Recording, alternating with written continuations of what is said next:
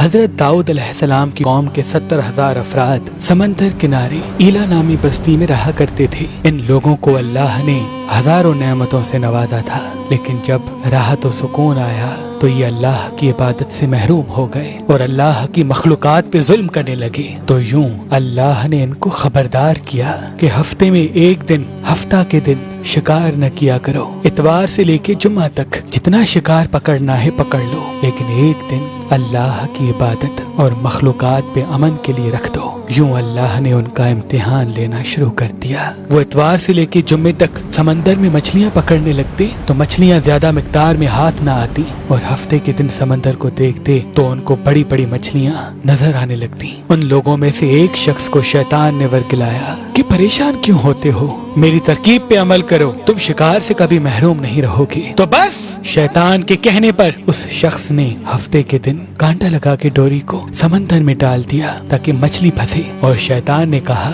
اس مچھلی کو تم اتوار کے دن نکالنا، اور یوں ہفتے کی حرمت بھی باقی رہے گی اور تمہارا شکار بھی ہو جائے گا۔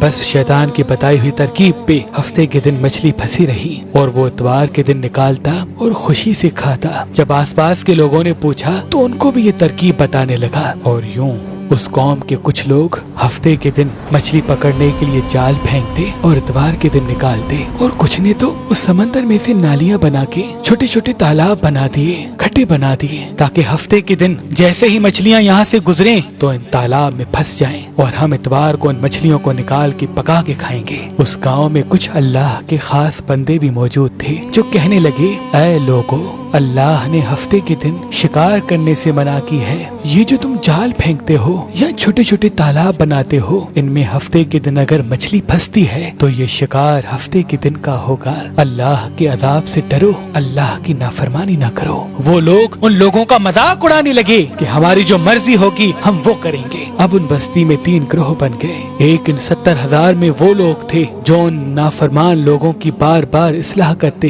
دوسرے وہ جو ان لوگوں سے نفرت کرتے اور خاموشی اختیار کیے ہوئے تھے، اور تیسرے وہ جو گمراہ ہو کر اللہ کی نافرمانی کر رہے تھے۔ تو یوں نیک بندوں نے اس بستی کے بیچ میں سے دیوار کو کھڑا کر دیا اور یہ حکم نافذ کیا کہ اللہ کی نافرمانی کرنے والے اس طرف ہو جائیں اور ہم جو اللہ کے فرما بردار ہیں وہ اس طرف رہیں گے۔ وہ صالح لوگ بار بار ان سے کہتے رہے، اے لوگو، اللہ سے ڈرو، قوم سمود، قوم لوط کا جو حشر ہوا اس کو یاد کرو، اللہ کی نافرمانی نہ کرو ورنہ تم پہ بھی کوئی عذاب آئے گا۔ وہ سارے نافرمان جن کی تعداد تقریباً 12,000 تھی، سب ہنستے رہے کہ یہ تو سب کتابی باتیں ہیں، ہم پہ کوئی عذاب نہیں آئے گا۔ بس جیسے ہی وہ گروہ 2 حصوں میں تقسیم ہو گیا، ایک وہ جو اللہ کے فرما بردار بندے دیوار کے اس طرف تھے، اور دوسرے وہ جو نافرمان بندے جو دیوار کے اس طرف تھے۔ وہ نافرمان پوری رات ہنستے رہے، مذاق اڑاتے رہے، اور وہ اللہ کے خاص بندے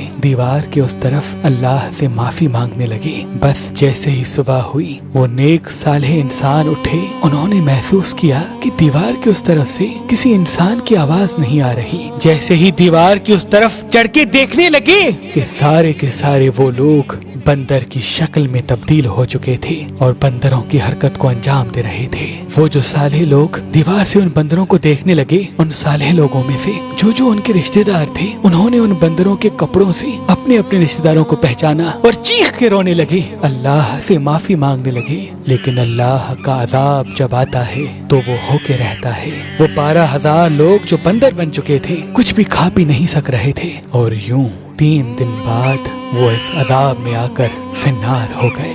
بے شک اللہ ان بندوں کو پسند نہیں کرتا جو اللہ کی نافرمانی کرتے ہیں۔ اے اللہ، ہم سب کو اپنا فرما بردار بندہ بنا، ہم کو ویسا بنا جیسا تو ہمیں دیکھنا چاہتا ہے۔ آمین ثم آمین۔